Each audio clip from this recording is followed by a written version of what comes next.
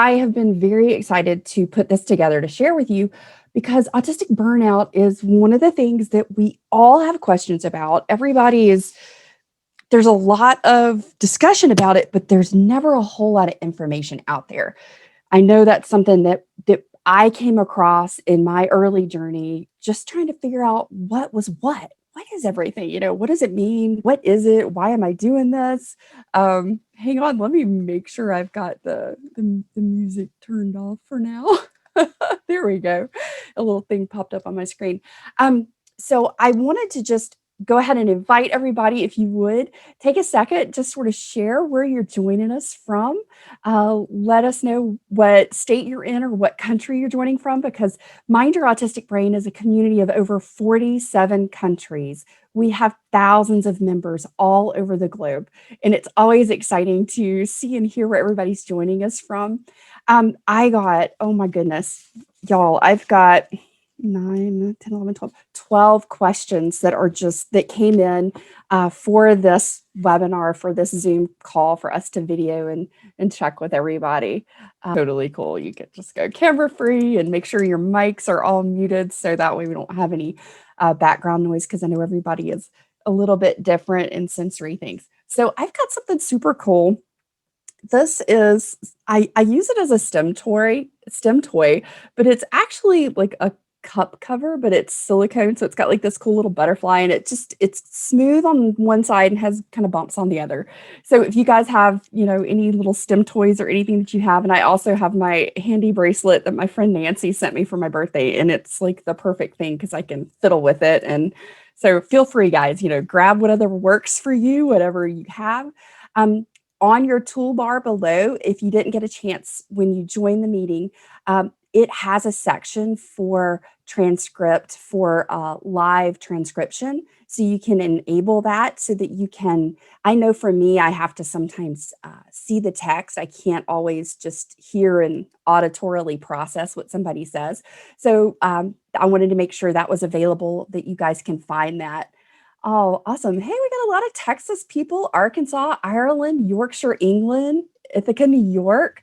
Awesome. Oh, hey, it's Mark. Hey, Mark, Nancy. Oh, man, we got a great group. I'm so excited you guys are here. Thank you so much for joining me today. I'm going to launch a poll. This is new. I haven't used it before. I'm going to launch a poll and just ask some basic questions just about autistic burnout, sort of if you're in burnout now, some things that you may or may not have experienced. So just take a few minutes and, pop your answers in, and I'll share these sort of towards the end. And that way we can sort of get an idea of about, sort of where we are in the process. Because I know for me, autistic burnout is, for decades leading up to this, it was a constant cycle for me. I don't know that I was ever out of burnout, to be honest with you. I don't know, maybe you guys have felt the same way before. So I'm going to jump in and start on the questions that you guys asked. Olympia, Washington. Awesome. Indiana. Fantastic. Welcome, welcome, welcome. Okay, so here we go, guys. We're going to get rolling. I try and stay on track, and I've scheduled it for an hour, but we may not make the whole hour. It just depends. We're just going with the flow. And I am recording today, so there will be a replay available. So if you want to go back and re-listen to anything or share it with a friend, somebody that maybe couldn't make it here today, you're welcome to do that. And I have a couple of little surprises and some gifts for you guys today. And I have some little giveaways and free downloads. Okay, so here we go. So Jason asked, I've been going through something that feels like a mix of stress, boredom, loss of will, and depression. Maybe burnout is it? So what is autistic burnout, he asked. Oh, this is such a great question. This is sometimes the definitions that are out there, sort of from a research standpoint, are pretty kind of vague, and they don't really apply to us in a lot of ways. I sort of compounded a few of them and sort of created my own definition. But autistic burnout for autistic people, because it is different from neurotypical burnout, okay?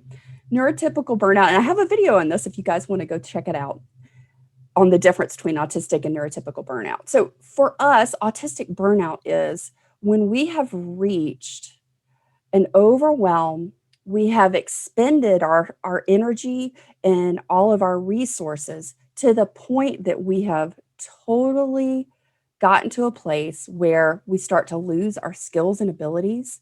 We start to get exceptionally tired, overwhelmingly tired. For some of us, it can be, gosh, I cannot seem to keep my eyes open. I can't seem to focus. Some of those skills and abilities, like one of the things that I've noticed about myself is that when I start to get into burnout, my attention span and my concentration and focus is much shorter. Like it is super short. My patience and my ability to respond kindly is a little smaller. That window is narrow. Also, one of the big things that I notice is like when I start to really, one of my signposts, and we'll talk about signposts, one of my signposts for knowing that I'm entering that's that gray area of going over the cliff into autistic burnout is that it becomes really difficult for me to read. Like I could read something short, something really small, but if I have to read something more than a paragraph, if I can't read books, I lose the ability to do that. Early on in my autistic burnout, I discovered that I also lost the ability to just write. I mean, I used to write stories and all kinds of things. So, one of the things about autistic burnout is that you can lose skills and abilities both temporarily, and some of those can be lost permanently, which was incredibly scary when I found that out. The research is pretty new into this. What many of us are discovering is that once we have gone into a restoration cycle and we found where to put that balance back into our life, when we have sustained that for a longer period of time, some of those things that we thought we'd lost that just hadn't come back start to come back in and resurface. And it's pretty exciting. Like that to me was a really huge aha. Wow, this is fantastic. I didn't know this was going to be possible. So if you guys might be feeling like that, like or recognize that you've lost some skills or abilities in burnout over the decades, once you start to find your balance and you've had some sustained balance in your life, you may just start to see those things come back in for you as well. So that is a huge bonus. That was a huge relief, I guess is a better word. It was a huge relief for me. Okay, so Saucer asks, how can I help someone who is going through burnout? Sometimes it's hard because I don't know about you guys, but when I'm in burnout, it is all I can do just to sort of take care of myself. I really don't have the ability to ask for help or to tell someone what's going on and that I need help or resources. So, what does help is the people that are in my life that know me or know me really well can sometimes see when I'm struggling and they can help. Um, Honestly, I'm going to say that the best thing to help someone else who's going through burnout is to give them some space and some support. So if you know that you recognize that maybe your friend or your family member is just, really withdrawing, is just seems really tired, can't seem, executive dysfunction kicks in this, guys, it really does. Really struggling just to do those small everyday things that normally they don't struggle with. Maybe offer to help do some of those executive function type things that we tend to struggle with. One of the things as an autistic, and the 5 steps that I put together in the workbook for burnout to balance and the unveiling method, I'm going to share the link with you so that you can go in and get that free workbook and you can sign up. It's a free email mini course that goes with it. And for 5 days, you'll get an email that goes through that first each step. And the workbook is really fantastic. There's no pressure, there's no time. You do this at your leisure and as it helps you. So I'll be sure to drop that in the chat box in just a second. Um, the best thing is, as the autistic person, when you're not in burnout or as you're going through burnout, the best that you can, make a note on the things that are really the hardest challenges for you in that moment, or things that you can reflect back on that were probably the hardest for you in that moment, and how you could ask for help in those areas. Now, that's sort of a trickier part too, because when you're late identified autistic, you've gone for decades, and some of the hardest things for me, and I know for many of you, is that we don't want to ask for help because that means that we can't do it. It means that we're having a hard time, and And somewhere in the subconscious and the things that we have believed and agreed to throughout our life, some of those messages that came back were that we have to be able to do everything. We have to be able to not ask for help, because if we ask for help, that means that we're not worthy, that we're not good enough. And that's a really hard one. That was one I faced myself. So if you feel that way, if you're noticing that maybe that might be a subconscious belief that you're still holding, and that's why it's so hard to ask for help, it's okay. It's okay to feel that way. And you will move further into knowing that that's not the case. So Haley asks, what's the recovery journey like? Where to start? What's the first step, and tips and strategies? So I thought this was a really great question, because what does the recovery journey look like? Well, first of all, it's like, what is autistic burnout? What does it look like? How does it feel? It feels overwhelming. It is exhausting. That's truly, you feel, you know, my sensory sensitivities just skyrocket through the roof for me. My patience and understanding for other people really diminishes, because I just don't have the spoons, right? I don't have the energy and the capacity to do that. Sometimes just showering every day is a huge challenge. Other days it can just, and it's going to fluctuate.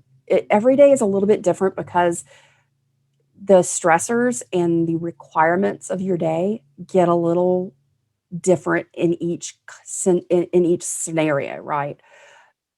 But essentially, the recovery journey is going to look a little different for each person, and it can vary. And really, one of the things that it really shocked me, and I thought, I love this question because it made me think about this, and I hadn't really thought about it in this way to share. I didn't know what it felt like to feel good, to feel really good, to have energy, to have just sort of this inner contentment and peace, to not feel constant anxiety and constant stress. Like, this was this continuous nervousness. Do you guys know what I mean? Do you know what I'm talking about? Please let me know I'm not hanging by myself here. Somebody drop in the chat that they get that. Um, it's one of those things where the more you think about it, the more you reflect on, when have I felt good in my life? When have I felt really joyous, really content, no matter what was happening in my life? And I couldn't do that, to be honest. And until I started to dive into things that were going to rebalance and reharmonize my energy and the what I was doing in my life and who I was being in my life, I really had no idea how good I could feel and what that was going to feel like and look like in my life, because I had nothing really to compare it to, because up until I found out I was autistic and I started to learn and work through all of this over the last 8 years, I really had no clue. I really didn't. So how that journey looks like is a little different for each person. The whole premise and the whole, really, and I don't know that I could even say that recovery is a word I would use for this. I really wouldn't, because I don't think that, for me, even after 8 years, after everything that I've learned, that I'm really recovering from burnout. I think that I am simply recalibrating every day, and my awareness has changed dramatically. Just knowing what things show up in my life and how I feel. And we're going to talk about some signposts and how you can identify those and start to create them for you in your life. So you'll know, hey, I'm kind of getting into that burnout territory, and putting some things in place for you to be able to counterbalance that, so that you're creating harmony in all of that. So where do you start? You start right here. You guys are in the best place in the whole world, because the only place you can start is when you become aware of something. And right now, that's where you're starting. You're becoming aware of what autistic burnout is. What does it mean to you in your life? And that 5-step workbook and that little mini course that I've put together for you will take you through this and will help you unveil and uncover what burnout is for you, because burnout is very different for each autistic person. We have similarities, but every person is a little bit different. And this will help you uncover exactly what it looks like and feels like for you. And I love it. I created this for myself, and I've shared it with thousands of other autistics because it will help and tailor make it just for you. And it's totally free. So I'll be sure I drop that in the chat box before we go today. So what is the first step? The first step is just starting to identify what you're feeling like right now, what you feel like you can accomplish or do in a day, what your day looks like how are you feeling, how are you thinking when you wake up in the morning. When I'm in burnout, waking up, number one, is so hard. Just waking up is hard. It's like I've been drugged. I mean, have you guys ever felt like that? Like, do you get to that point where you are so tired, you are so exhausted, it's like beyond, and you feel like you have just been drugged and you can't seem to fully wake up? Let me know in the chat box, please, because I'm like, am I the only person that feels like I've been totally drugged? Oh, yes, exactly. Okay, cool. So I'm at least I'm getting some head nodding. Yes, awesome, awesome, awesome. Because it does. And that part's really scary. It was for me, because I was like, how can I be so tired? I mean, it was so bad that I had doctors telling me I had chronic fatigue syndrome. I didn't have chronic fatigue syndrome. I had autistic burnout, people. Are you with me? Are you with me? Please tell me you're with me on this one, because how many times have you gone to the doctor and you're like, I'm so depressed. I'm so exhausted. I just can't seem to concentrate. I've got brain fog. It's just horrible. I can't seem to get motivated to do anything. Or I've got these little bitty short windows that I can get something done. And it's like, there were days, guys, when I would take a shower and that's all I could do. Like, it took everything I had. And then after I took the shower, it was like I wrapped in the towel and I laid down, because that was it. Like, I was totally done. There was nothing else I could do that day. And it's just, there's so much emotional and mental crud that goes with feeling like that, because then you start to think, well, what's wrong with me? Why can't I seem to get going? What is broken inside of me that I can't get it together? Because you feel like you should be able to get it together, but you can't get it together because you don't know what's happening. You don't know sometimes that that's autistic burnout. So I hope that that's giving you guys a little bit of, thank God, it's okay. There is a way out of this. That is not how I have to live and feel all the time, because it's not. It's so not. So here's some other questions. So my friend Siobhan, she said, I've got a huge to-do list. I've got lots of events, birthday parties, just driving, and all kinds of things coming up. And I just feel really drained. Like, just thinking about it is just sucking the life out of me. This happens so often. And that really is probably what I identified for myself is one of the biggest contributing factors to getting myself into autistic burnout.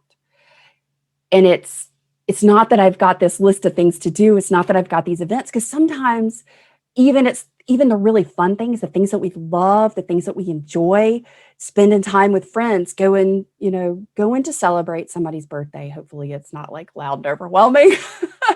But even doing the fun things really require a lot of our resources.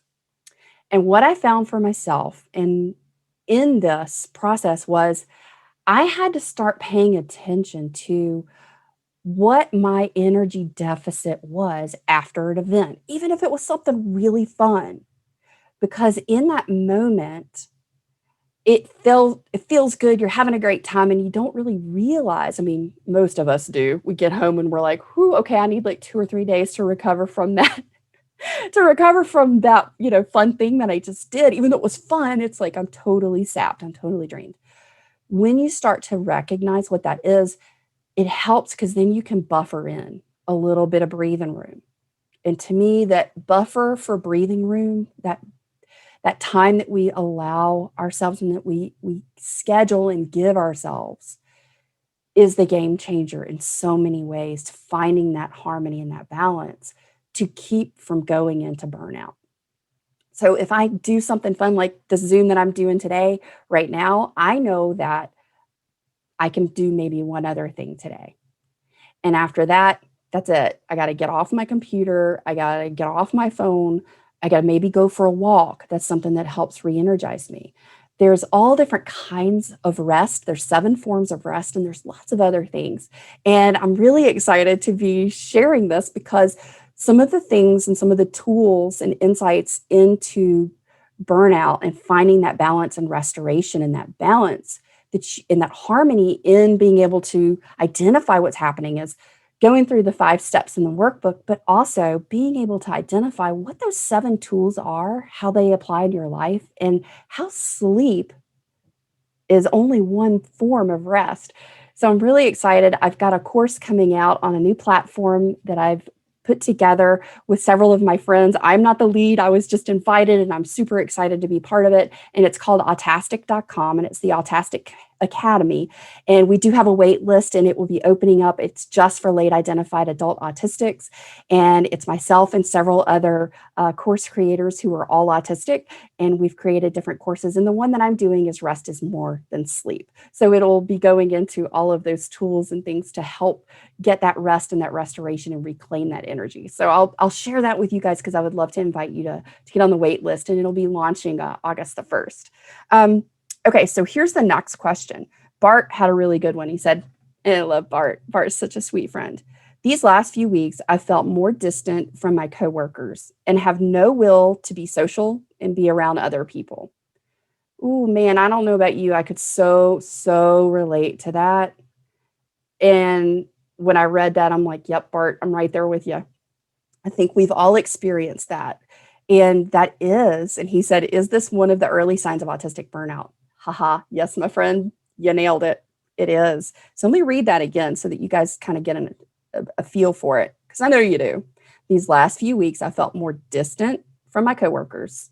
Yes, I don't know about you, but sometimes I feel totally, it's like an out of body kind of thing. I feel totally disconnected from my body. I feel totally disconnected from other people.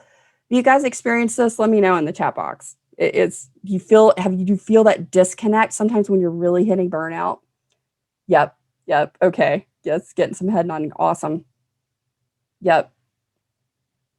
Yes, yes. Tracy made the comment, it helps to know the why and giving myself a break about all of it. Man, that's the biggest thing. We gotta cut ourselves a little slack, right? We gotta give ourselves some grace and space.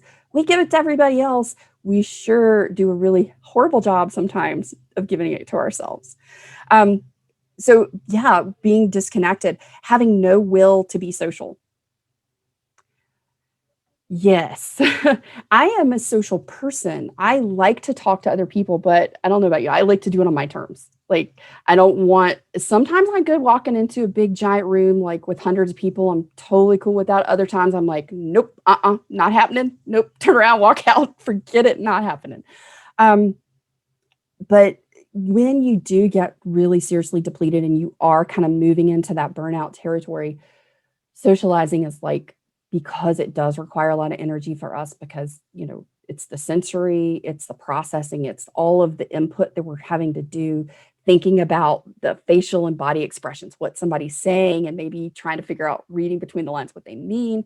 It takes a lot for us sometimes to interact in those social situations, especially when it's people who aren't also neurodistinct like us, because we do it really well together. It's a whole lot less stressful. I've noticed that. I know so many of you guys have noticed that too. Um, and being around other people is just really hard. It just requires so much energy. And that really is and can be a signpost that you start to notice. So if you start to notice that you're feeling really distant, like you don't feel like you want to be with other people, you feel like maybe you're just, kind of out of body feeling, that could be a signpost for you that you're entering autistic burnout or that you're in burnout if it's been going on for a while. Um, Here's the thing about social. Social can also be a form of rest. And it doesn't mean that you have to engage in big group conversations. It doesn't mean that. Sometimes we're actually energized and energy is poured in when we visit with just maybe one really good friend. Like I was having a super tough day. I was feeling super depleted for a few days. And I had a great Zoom conversation with my friend Mark. And when I got off that call, I felt so much more energized. I had more energy, I had more clarity and focus. And I thought, oh my gosh, I wasn't paying attention. I didn't realize I needed some social rest. I needed some restoration and some energy pouring back in from engaging in a really deep and meaningful way with a good friend. So maybe you guys could think about that too. Start to notice when you're in a social situation, even if it's just like a one-on-one, notice the person, notice how you feel before, notice how you feel after. Starting to process and take this information in and just kind of making yourself some little notes, get a little journal. That is just one of the best ways I have found to really start identifying those signposts for myself. So I hope that part's been helpful. All right, so my friend Mark asks, is there any way of getting motivated while in burnout? That's like one of the biggest questions. So many people ask me all the time.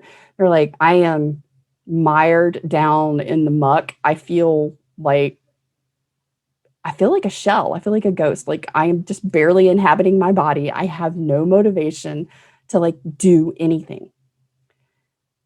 Well, I'm just going to tell you what I've learned, and that's all I can do. I can only share the knowledge that I've acquired from my own personal experience. And I can tell you that there's nothing you can do to make yourself motivated, like specifically long term. Okay, so putting on some fun, upbeat music, that usually helps. What I'll tell you, I learned is that there's a counterbalance. Usually when I'm not feeling motivated, I'm exhausted, but the other thing is that I get caught in thought loops. I get caught in overthinking. Sometimes I'll just get like stuck and I'm just thinking and thinking and thinking about something. And thought loops serve a purpose for us because it allows us to kind of go back over things and sort of pick through a conversation or maybe go through something that we did or that happened. And we think about it several times because then sort of it processes and it's like a coffee filter. And that's how I describe it. And everything just sort of percolates and filters down a little bit at a time because we take in our brains neurodistinct brains take in so much information. And think about it like a funnel. It's got this big opening at the top and just everything's dumping in, but we can only process just so much in all the different areas of our brain because our brain is lighting up and functioning differently in so many different respects. We use more areas of our brain to process information. And they've shown this on fMRIs, which is really cool. Than a typical neurotypical brain. You know, they might use 2 or 3 areas, we're using 6. So that requires a lot of energy. Think about that for a sec, guys. So everything that we do, we're actually expending more energy than somebody else that doesn't have a neurodistinct brain. So there's a reason why almost chronic or consistent burnout is something that we felt for decades until we get to a point where like, okay, hang on, I can't live like this. This doesn't work for me. This doesn't work for anybody. This sucks. Because I don't know about you, one of the biggest, hardest parts for me is the suicidal ideation that I experienced. And I found that when I'm in burnout, I have them. I have those thoughts. And when I'm exhausted and I hit that point, I'll notice that my brain will just like go down that dark hole. And it can be really scary. It can be really scary because you're like, wait a minute, I don't want to do that. That's not really what I want, but your brain is thinking about that. And my friend Julia and I have talked about it, and she's super brilliant. And she said, I believe that autistic people default to the suicidal ideations because it's like that ripcord, it's that escape. Your brain wants to escape the overwhelm and the exhaustion, the fatigue, and just the everything, right? And I was like, that makes so much sense. Maybe that makes some sense to you guys too. I hope it does. So really, motivation sometimes is just finding where you can restore your energy. And that, to me, that's what motivation is. It's not that I have a drive to do something, but it's like I have to have the energy to do it. Really? Right? I have to have the energy to want to do something.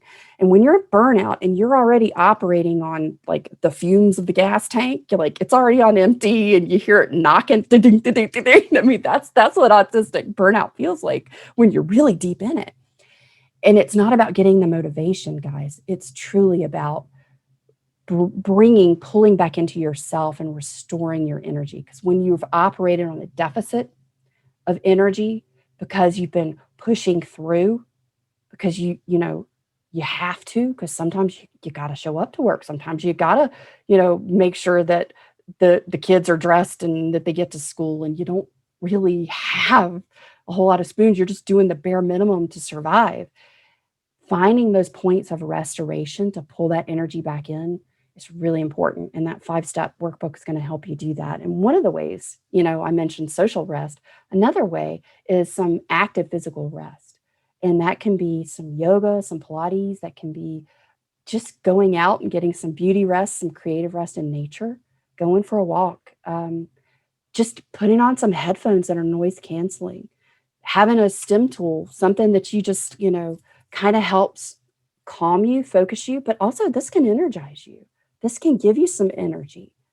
So not necessarily motivation, guys, but really where you can get what you're thinking of as a motivator or a driver to get something done really is, what can I do to restore myself so that I have the energy to expend moving forward? Let's see here. Leah. Oh, I love Leah. She writes the most beautiful poetry, guys. Oh my gosh. She asked, at what age can burnout start? This was a really good one. I could not have answered this a year ago. I can today. It can start as early as you could possibly imagine. For myself, I identified that my first autistic burnout was at the age of 6. Yes, 6 years old. And it took a little bit to get there to identify that what I had experienced at 6 years old in first grade was autistic burnout. Autistic burnout can happen pretty early in your life. And sometimes it feels like it's just been a continuous decade after decade of burnout. And it's like maybe you've had these little small windows. That's what it felt like for me. It was more like a chronic cycle burnout. It's like I would get restored or recovered just enough, and boom, I'd be right back in it. And that really happened more, I think, because I had no clue. I didn't know that other people thought and felt differently. I didn't know that it required so much more energy for me to do something than everybody else. And so I'm thinking, well, they did these 3 things. I should be able to do these 3 things. When really, I should have maybe just done 1.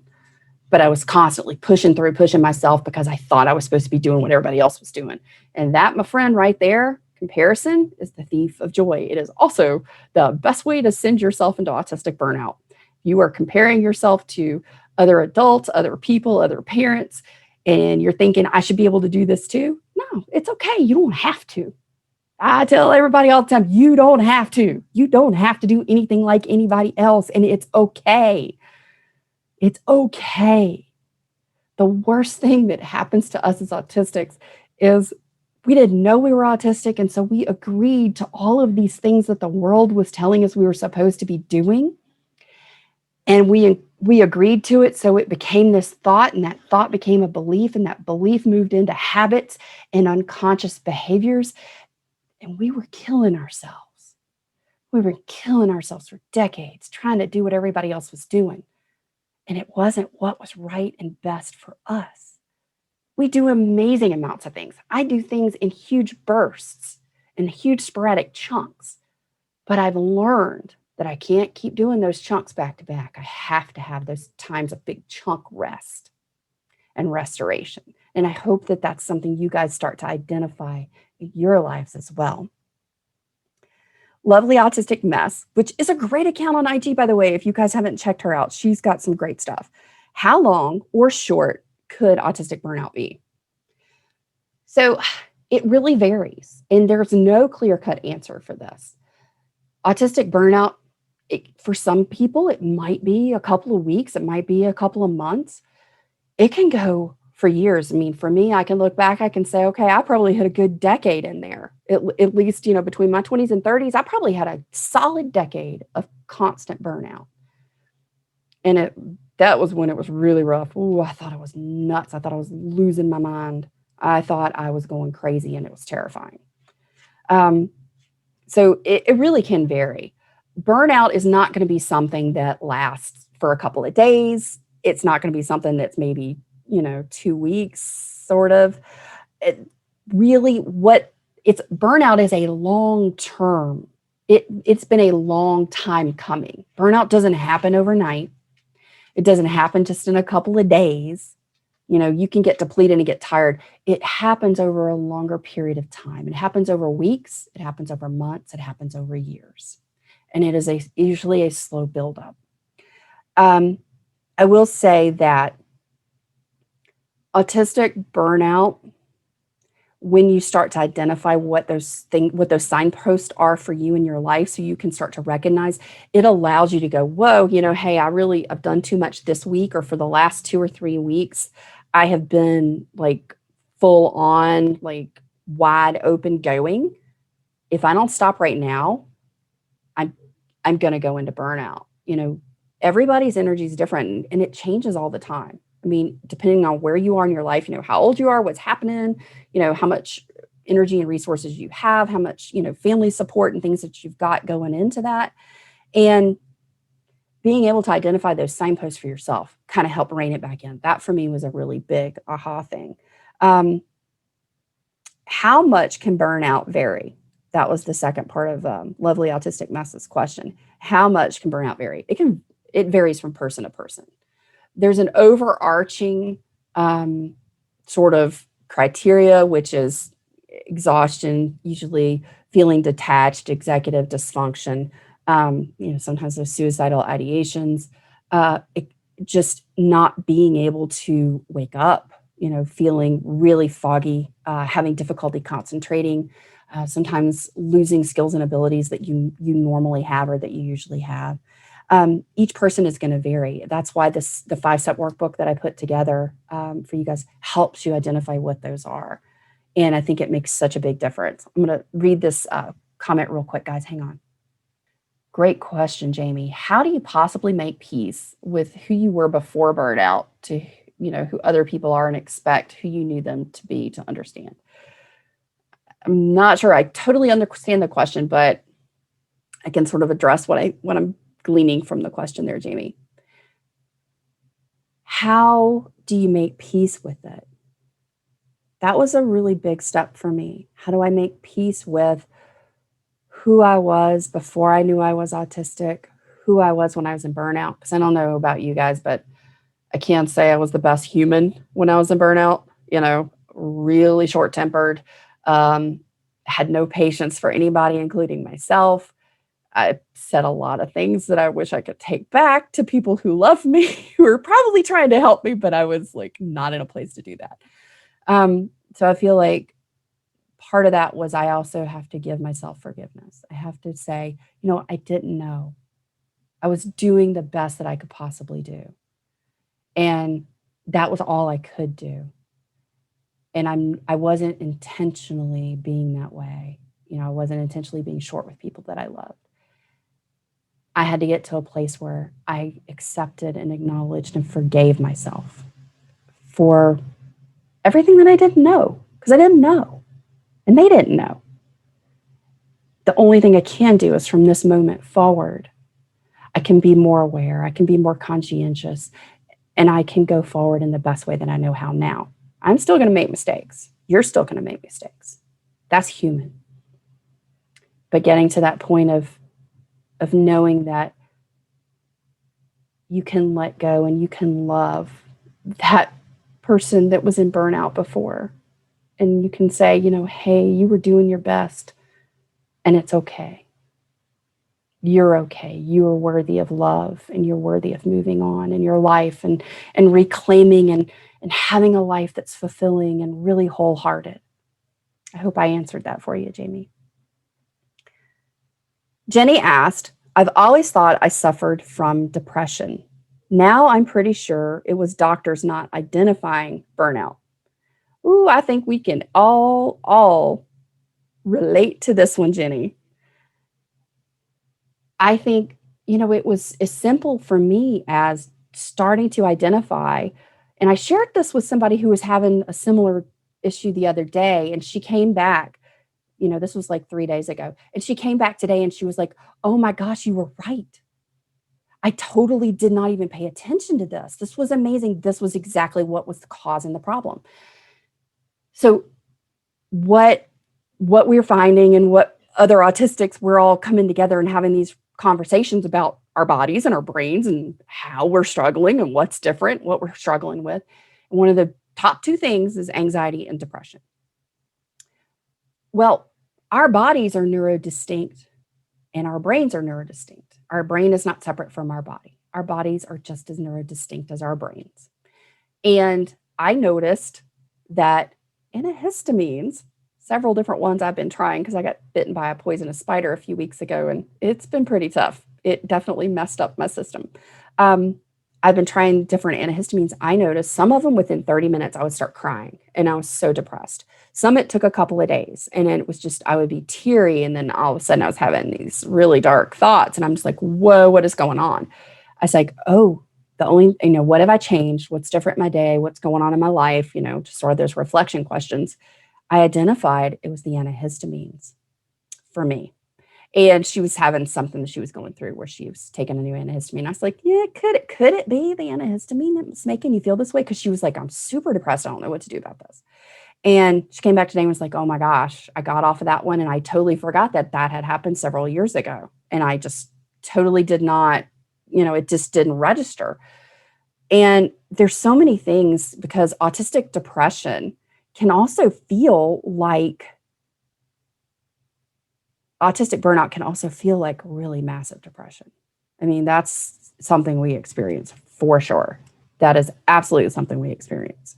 So, it happens so often. I mean, we get misdiagnosed with, depression, anxiety, and, bipolar and all kinds of other things when sometimes the underlying cause or the root causation of what the symptoms we're experiencing is really autistic burnout.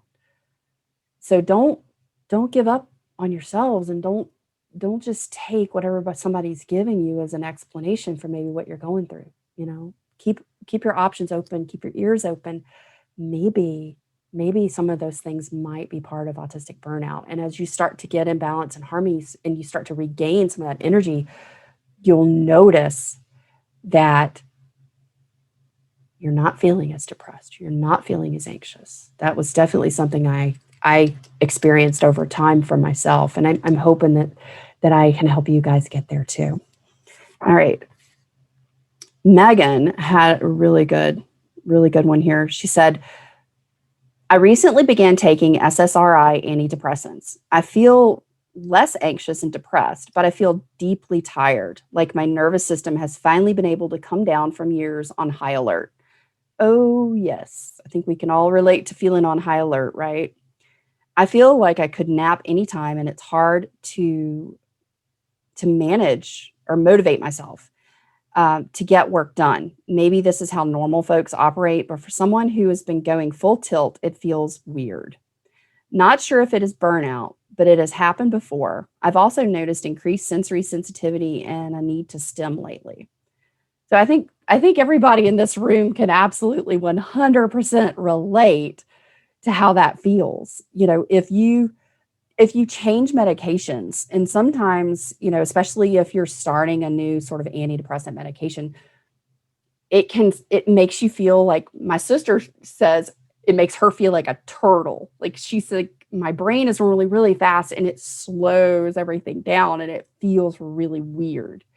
Anytime you start to take any type of new medications, this is sort of what I do for myself. Maybe this will answer and kind of help answer this question and help you guys if you've experienced this too.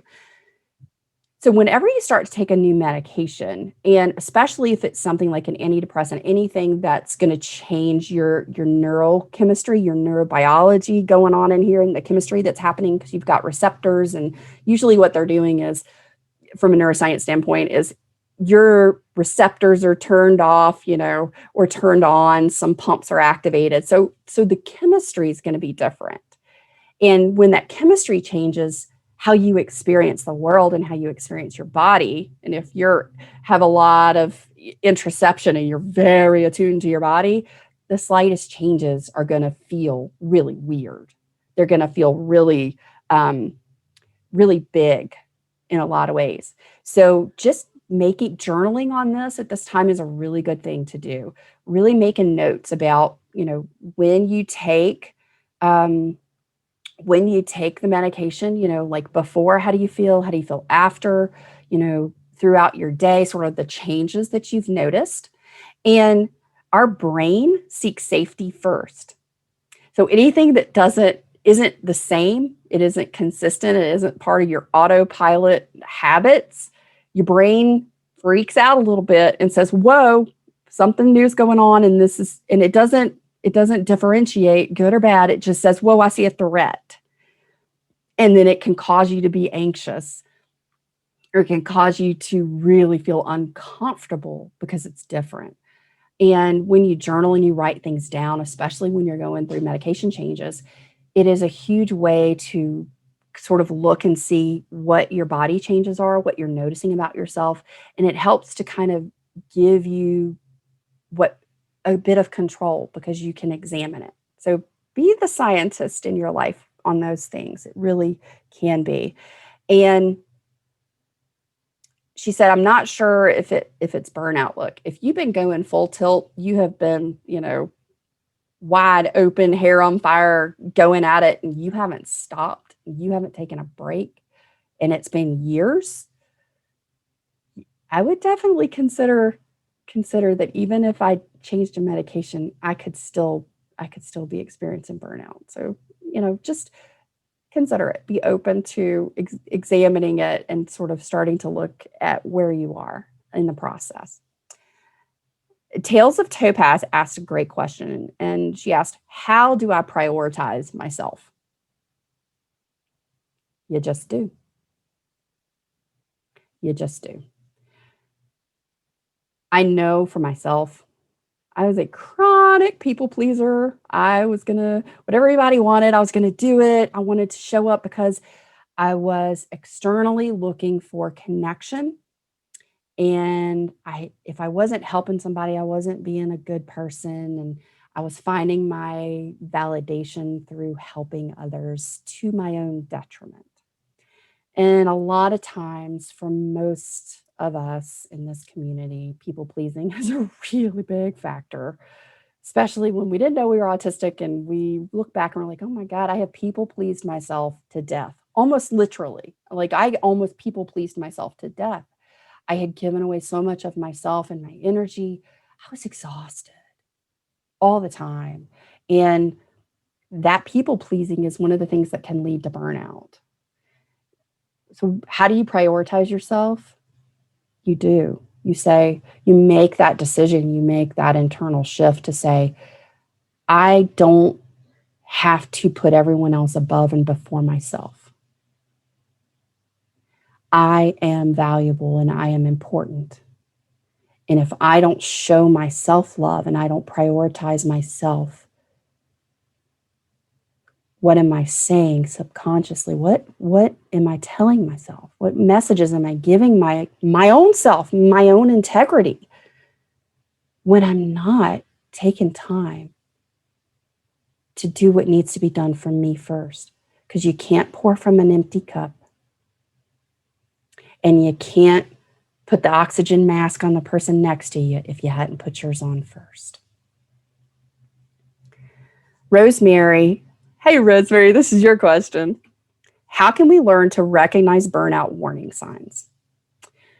In the 5-step workbook that I've got, I'm going to put that link in here in just a few minutes. It actually walks you through the steps of identifying your signposts for you. because they're going to be different for you and they're going to be different for every other person. They might be similar, but you're going to put one together for you because there are warning signs. And a lot of just sort of the big ones are usually, you know, what am I noticing? Like for me, one of the small things that's a signpost or a warning sign is I don't make my bed. I notice I don't make my bed when I'm getting depleted. Like that's a warning sign for me. Every day I get up, I make my bed. I got a thing about it. Josh says it's so weird and it drives him crazy. And he even sends me these articles saying bed bugs are more prevalent if you make your bed every day. And I'm like, you're just trying to get out of the whole making your side of the bed thing. So, but honestly, that was something I noticed for me. It's like my fingernails. Well, when I'm depleted and it's one of the warning signs, like I don't paint my fingernails or do anything to, put something cute on my toenails. For me, that's a warning sign. So identifying and recognizing what those warning signs are for you, just those little small things like making your bed or, maybe even something that you do in your personal body routine, those are usually an early warning sign. Hope that helps because that's usually a pretty good practical tip. What would your top tips be for trying to manage burnout when you have to continue working full time? Ooh, this is a tough one.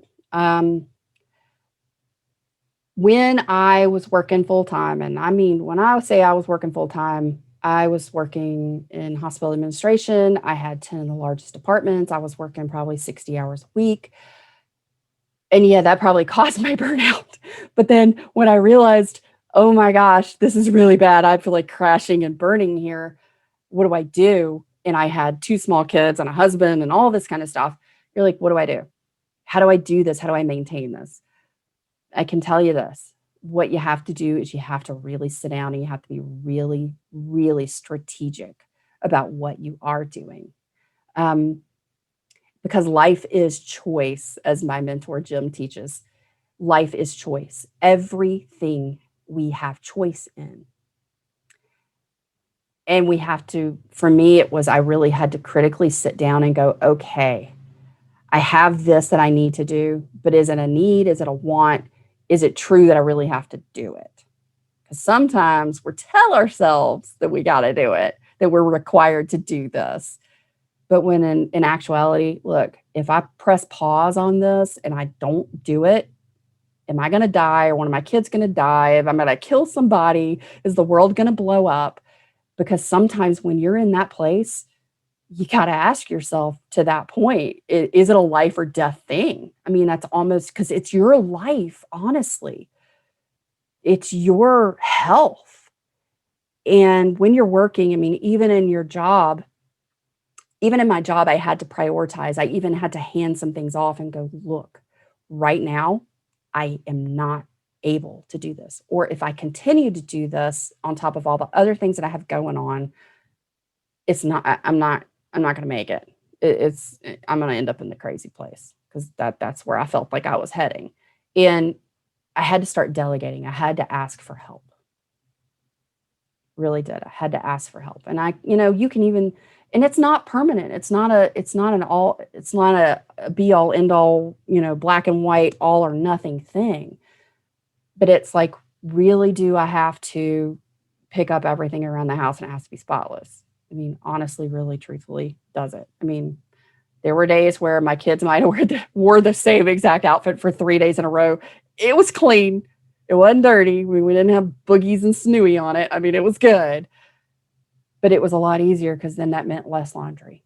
If we were, hanging the bath towel up, letting it dry and using it more than once. I mean, finding some things in there that you can stop, finding some places where you can press pause and really asking, is this a life or death thing that has to get done? Or is it something that can wait or not happen at all? Or can somebody else do it for me?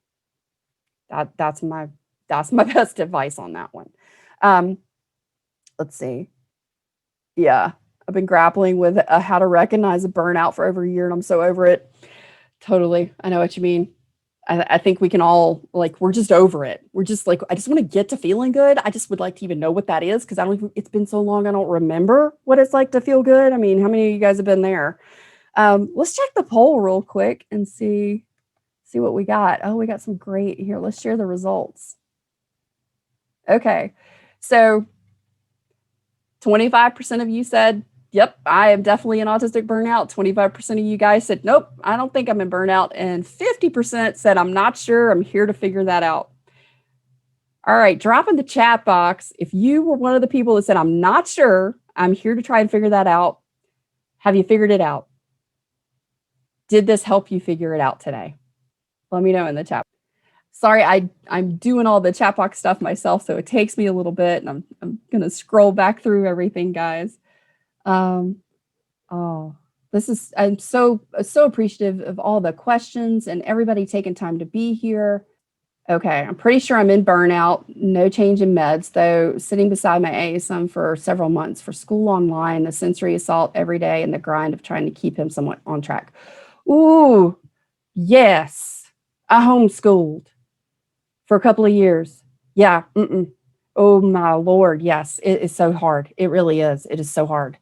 I don't know how old your son is, but mine were kind of small, and structure, we had to have some structure. We had to have like outside time. We had to have a place for people to expel energy, including me. Yeah, he's 6 years old, Belgium.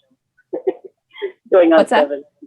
He's 6 years old, going on 7. He's 6, going on 7. Okay. Yeah. He was diagnosed in 2017. He's level 2. Okay. So, not the verbal skills, but okay. It's not with a lot of support. You know, so it's hard. It's hard for you too, as the autistic mom, to sort of pull all that together, right? Yes. Okay. I'm going to tell you the absolute best place that I found for myself to be able to show up to be the mom that I wanted to be. Because, we put these huge expectations on ourselves, and we want to be this incredible parent, and we want our kids to have everything. I found for myself that when I shifted my focus and I had to start looking and taking care of me first, I had to put the oxygen mask on myself first. I had to fill my water glass up first. And I had to ask for some help. I had to start allocating. I was a single mom for a while, and I didn't have that help, but I found friends and I found resources. Even if it was just like finding a play group is a really big help. I mean, just because then you can at least have some backup. You gotta find yourself some backup, because the body's going to keep the score. I don't know if you guys know the book, The Body Keeps the Score. Your body's going to keep the score, and it's going to show up in your body first. And in burnout, that's one of the greatest places to start identifying where your warning signs and your signposts are. What's my body doing? And for those of us with alexithymia and interception, and like everything's way off the chart, but then I don't know how to like put it all into words or feelings or thoughts, and it takes a little bit to process. It doesn't happen fast, but taking the time to do it, even if you gotta like, all right, dude, we're going to bed 30 minutes early tonight. You don't have to tell him that, because then he'll freak out. But in that 30 minutes, just like, you don't have to do anything but just like hang out in your room. Find some things where you've got those 30 minutes. Even if it's, I don't know about you, but there's times I would go to the bathroom and the kids would come in the bathroom like, hey, Mom, what you doing? I'm like, I'm trying to go to the bathroom. Thanks. It's like you don't even get 5 minutes to go to the bathroom by yourself. But just even finding those 5 minutes in the bathroom by yourself, finding those things and sort of reclaiming them for your space to fill your cup is real important. I hope that helped, Jennifer. Okay. All right, skills and abilities. Yeah, so all of you guys have noticed that you've lost some skills or abilities going through the burnout process. And to me, that was like, oh, Lord, have mercy. I worked too hard to gain these to be losing them, right? Have you ever felt like you were losing your mind or going crazy before? 94% said yes, 6% said no. Yeah, I did. And that was actually, I think that happens to so many of us. It's the thing that led us to getting an autism identification is, I thought we were going crazy. And we finally go talk to somebody because it gets so bad, or something really, shifts or happens, or you just can't function. And it's like, oh, you're just in autistic burnout. That's sort of where we start. That's where sometimes we get found, right? Sometimes where we get identified. I will tell you, one of the greatest things, and somebody made a comment of this in the comment box, and it's super, super important. You guys being here today and being a part of the Mind Your Autistic Brain community, this one of the most valuable things. I created this because I needed it for myself. And I knew that other people needed it too. I wanted everybody to be able to have a place to come together, because a lot of times we'll find that we've got people in our life that they're not helping us. They're not beneficial to us. They could be a toxic relationship person. They could be narcissistic. I mean, there's a lot of things. And for most of us, we have experienced trauma. I have PTSD, and, a lot of people have complex PTSD, and the percentage of autistics who experience PTSD and complex PTSD are much higher. And our relationships, a lot of times that have come into our life, have really done some damage. And having a safe place to go, a place where you can talk to other people that get it, that have a knowledge of where you've been and what you're experiencing too, is such a relief. It's a safe, okay place to be, that you're going to get kindness, you're going to get gentleness, patience, and understanding for yourself and the person next to you. So let me pop this in the chat. I'm not sure what's going to happen here when I try and rearrange some stuff, so hang with me. I'm hoping I don't mess up anything I've got here. I'm going to copy this. Hang on, there we go. I'm not the most tech savvy person, guys, so just bear with me 2 seconds. Okay, so this is the link to my link tree. At the very top of the link tree, I have the Burnout to Balance workbook. That is for you guys. That is my gift to you. It is a free email mini course. It's the introductory course to the unveiling method, which is so much more than just unmasking, because I don't know, it happened to me. I know it's happened to lots of other autistics. Your therapist or your psychologist says, you just got to unmask and you're going to get back to you and you're going to feel so much better. And you go through a couple of masks, you go through a couple of layers, and you're standing there kind of feeling empty going, I don't know who the hell I am. Who am I? I don't really know what I don't know. I don't know. You can't unmask something that you hadn't discovered, because as late identified autistics, we've given away, lost, and suppressed who we are for decades. And so this helps sort of uncover, unveil, and reclaim yourself, your wholehearted place in life. I also have a free gift for you guys today. So let me go grab that real quick. Let's see, trying to figure out how I do this. Oh, wait a minute. I think it lets me do a file. Sorry, I didn't have it. I didn't have my setting right. So, okay, there's the link. And then I'm going to add your free download. And it is the 5 steps to sharing your autistic. It will help you go through how to go about sharing with other people that you're autistic. Because once you learn you're autistic, that's a really exciting thing. And you want to make sure that, you're sharing it and you're not, getting the response that, gee, you don't look autistic, or no, you couldn't possibly be autistic because you can have a conversation, all those really kind of cringy things. So I've got that download, and I'll make sure I put that on the link tree. I'll put it right below the Burnout to Balance workbook. Thank you so much for joining me today. Thank you for sending in these amazing questions. Thank you for taking time to spend it here with me and with our friends in the Mind Your Autistic Brain community. Thank you for joining the poll. And I've got 2 giveaways. I have this great little notebook journal, which I love. It's super great, little perfect size. And I also have a Mind Your Autistic Brain tote bag. It's got an outside pocket and inside pocket. So I am going to just go through and randomly select from my questions that I got today. So here we go. I'm just gonna. All right, Leah from Ask Me Poetry, you got and have won the notebook for today. So I'll be sending you a DM over on Instagram. Let me put this on here, notebook. And okay, here we go. Here's the next one. Haley, you have won the tote bag. So I'm going to send you a message and get your mailing address and shoot that over to you. Guys, thanks so much for being here today. I loved joining you. I loved having time with you. If you have any questions that I didn't answer, if you've got some other things, once you start going through the Burnout to Balance workbook, shoot me a message. There's a direct email reply, and I'm always available to help out. Talk to you soon, guys. Bye-bye. If you are someone who likes to help people and share what has made a difference in your life, please share this talk show with a friend and on your social media accounts so that you can be the blessing in another late identified autistic's life. Be sure to tag me at Social Autie so I can personally say thank you. And to help keep the talk show ad-free, please consider becoming a one-time or recurring supporter through either Buy Me a Coffee or the Anchor podcast links in the show notes below. I truly appreciate your support. Thank you for being a listener, and thank you for adding your voice to our story.